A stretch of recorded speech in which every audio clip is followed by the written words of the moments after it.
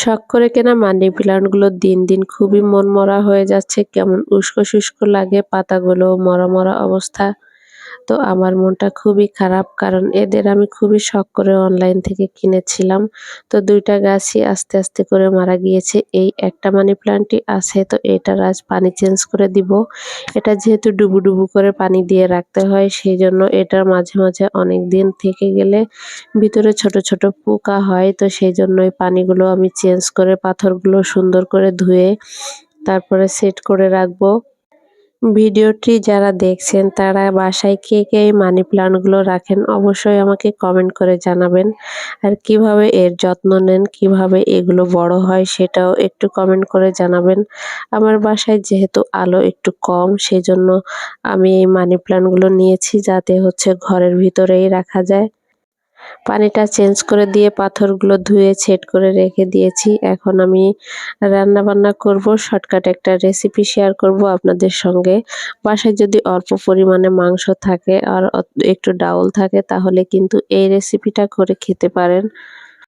Broiler মুরগি সবসময় খেতে ভালোও লাগে না, তাই ডাউল দিয়ে মাঝে মাঝে একটু আলাদাভাবে রান্না করলে একটু রুচির পরিবর্তন ঘটে। তো প্রথমে আমি একটু পেঁয়াজ আর কাঁচামরিচ ভেজে নিচ্ছি, তারপরে একটু মরিচ বাটা দিয়ে দিলাম। এখন দিয়ে দিচ্ছি হলুদের গুঁড়া। চাইলে কাঁচামরিচ আর হচ্ছে শুকনো মরিচের গুঁড়া যেকোনোটাই ব্যবহার করতে পারেন। আমার বাটা ছিল, সেজন্য আমি বাটাটাই দিয়ে দিলাম। এখন আমি হচ্ছে জিরার গুঁড়া, ধনিয়ার গুঁড়া দিয়ে দিচ্ছি। তারপরে বাসায় একদমই মাংস ছিল না, অল্প একটু গিলা কলিজা, তারপরে গলা আর ২-৩ পিস মাংস ছিল, সেটাই আমি কেটে টুকরো টুকরো করে নিয়েছি। কারণ এই গিলা কলিজা, গলা এগুলো কেউই খেতে চায় না।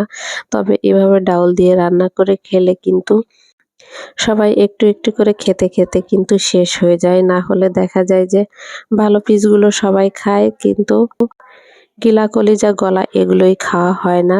তো সেইজন্যই এই টেকনিকটা খাটিয়েছি। এখন হচ্ছে আমি মুগ ডাল ভেজে রেখেছিলাম, সেটাই একটু ধুয়ে নিয়েছি। এখন হচ্ছে মাংসর সাথে আমি একটু কষিয়ে নিব।